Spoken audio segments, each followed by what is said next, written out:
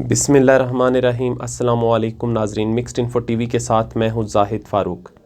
नाजरीन, वो वज़ीर-ए-आज़म जिसको अपोजिशन लाख कोशिशों के बावजूद ज़ेर नहीं कर सकी, मौलाना फ़ज़लुर रहमान इस्लामाबाद में धरना दिए बैठे रहे। तमाम अपोजिशन पार्टीज़ उनके साथ खड़ी थी, लेकिन फिर भी वज़ीर-ए-आज़म इमरान ख़ान को नुकसान नहीं पहुँचा सके।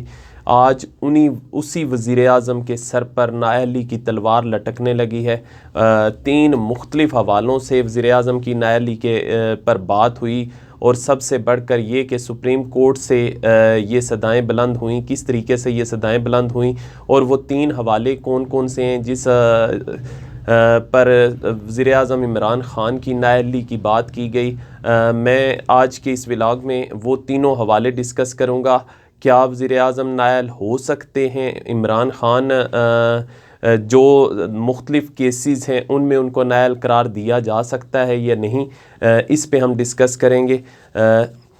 मज़ीद आगे बढ़ने से पहले जिन दोस्तों ने अभी तक हमारा channel mixed info TV subscribe नहीं किया, सब्सक्राइब कर लें और बेल का आइकन दबा लें ताकि आने वाली जो ताज़ा तरीन डेवलपमेंट्स हैं वो उससे आप महरूम ना रह सकें। डियर व्यूवर्स, एक जस्टिस काजी फ़ाइज़ ईसा का केस सुप्रीम कोर्ट में चल रहा है। जो सदारती रेफरेंस भेजा गया उनके ख़िलाफ़, एक तो इस हवाले से उनकी तरफ से जवाबुल जवाब दाखिल करवाया गया है। उसमें उनकी तरफ से क्या जवाब दिया गया, सुप्रीम कोर्ट में क्या कहा गया, वो हम आपको बताते हैं। और फिर दूसरे दो हवालों से सबसे बड़ी बात जो chief justice of Pakistan justice Gulzar Ahmed ने अपने केस के दौरान रिमार्क्स दिए, जिसमें वज़ीर-ए-आज़म की के ऊपर तौहीन अदालत का केस चलाने की बात की गई, वो भी हम आपको बताएंगे आगे चल के। फिर एक और इंकशाफ डॉक्टर शाहिद मसूद की तरफ से किया गया वज़ीर-ए-आज़म की नाअहली के हवाले से, वो भी हम आपको बताएंगे। ये तीन हवाले मैंने आपको बता दिए हैं। सबसे पहले मैं बात करता हूँ जस्टिस काजी फ़ाइज़ ईसा। उन्होंने जो जवाबुल जवाब सुप्रीम कोर्ट में जमा करवाया अपने ख़िलाफ़ सदारती रेफरेंस के हवाले से, उसमें उन्होंने वज़ीर-ए-आज़म पर इल्ज़ाम लगाया है कि वज़ीर-ए-आज़म ख़ुद ऑफशोर कंपनी जो है उनकी बनाने का इल्ज़ाम आयद किया उन्होंने।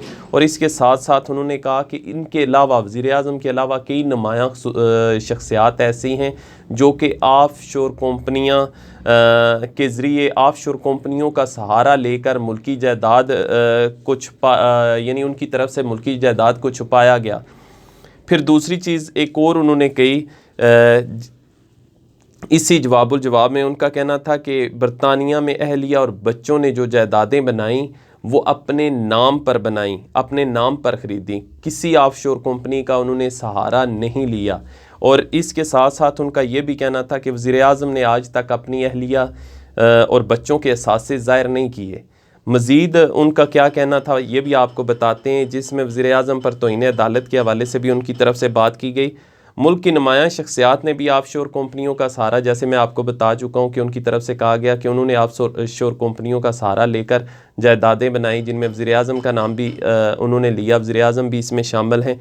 और उनकी तरफ से जो सबसे अहम बात की गई कि अदालत एक वज़ीर-ए-आज़म को, एक साबिक़ वज़ीर-ए-आज़म को तौहीन अदालत के ज़रिए नाअहल करार दे चुकी है, तौहीन अदालत केस में सज़ा दे चुकी है। वो कौन से अहम साबिक़ वज़ीर-ए-आज़म थे? जी यूसुफ़ रज़ा गिलानी, जिन्होंने जो आसफ़ ज़रदारी के ख़िलाफ़ उस वक्त सदर के ख़िलाफ़, वो जो सदर थे उस वक्त आसफ़ ज़रदारी, उनके ख़िलाफ़ ख़त लिखना था और स्विट्ज़रलैंड में वो ख़त नहीं लिखा था, जिसकी वजह से इफ्तिखार चौधरी की अदालत ने उन्हें सज़ा सुनाई थी। तौहीन अदालत के केस में सज़ा ये सुनाई थी कि जब तक वो अदालत में मौजूद रहेंगे उनको मुजरम कंसीडर किया जाएगा।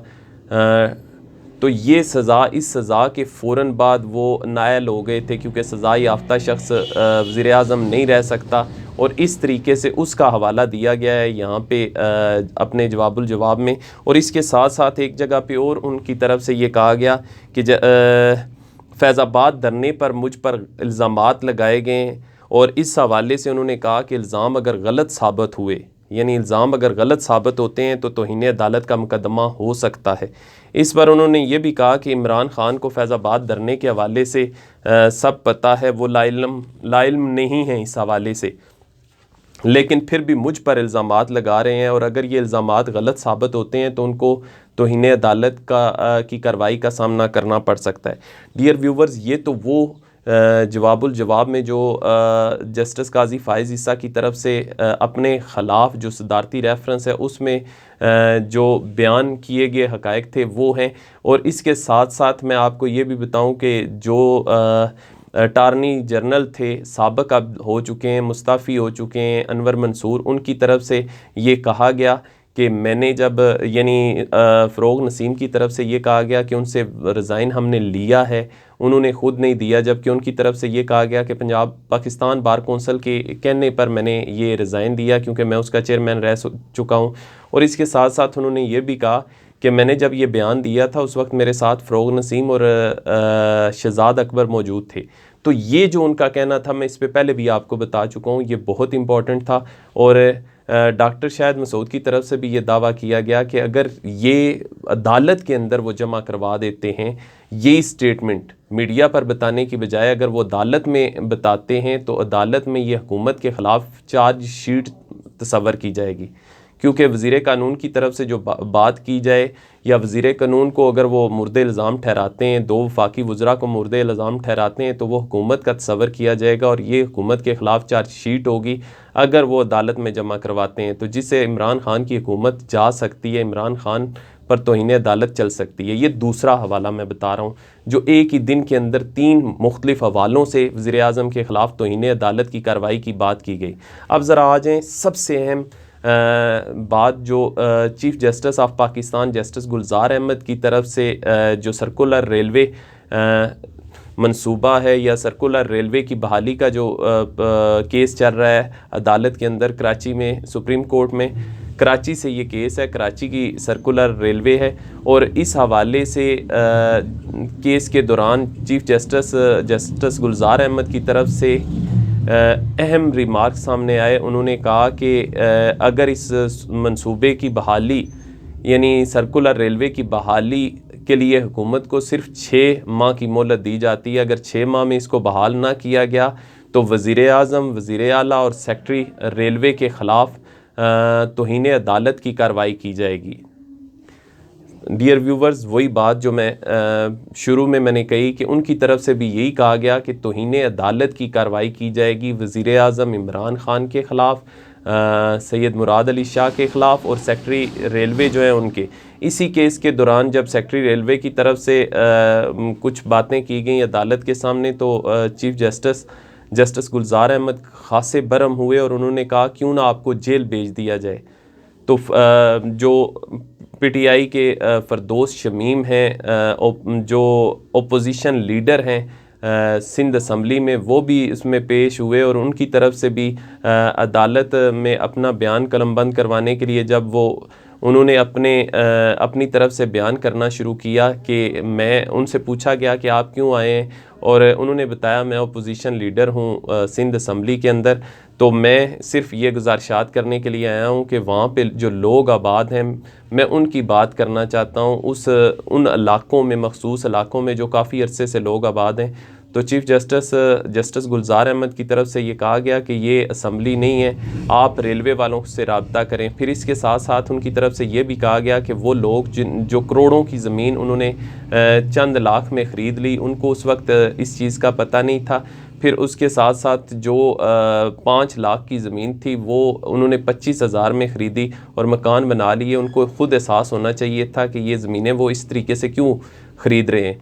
तो ये वो केसेस हैं। इस हवाले से सुप्रीम कोर्ट के अहकामात बिल्कुल वाज़ेह हैं। सर्कुलर रेलवे केस वाले का जो हवाला है उससे भी, और दूसरा जस्टिस काजी फ़ाइज़ ईसा का जो केस था, सदारती रेफरेंस था, वो गले की हड्डी बना हुआ है वज़ीर आज़म के लिए और बड़ी मुश्किलात पैदा हो रही हैं हुकूमत के लिए। हुकूमत किसी सूरत भी नहीं चाहती कि अदालत के साथ माज़राई हो, क्योंकि अगर अदालत के साथ माज़राई होती है तो फिर हुकूमत के लिए आगे चलकर बहुत ज़्यादा मुश्किलात पैदा हो सकती हैं।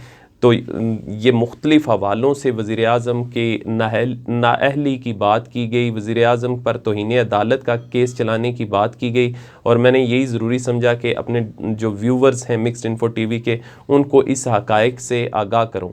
अब तक के लिए इतना ही। अपना और अपने इर्द गिर्द मौजूद लोगों का बहुत ख्याल रखिएगा। बहुत जल्द आपके साथ फिर दोबारा मुलाकात होगी सियासी ख़बरों के हवाले से। ये तो वज़ीर आज़म के हवाले से बात थी। मुझे इजाज़त दीजिए। अल्लाह हाफ़िज़।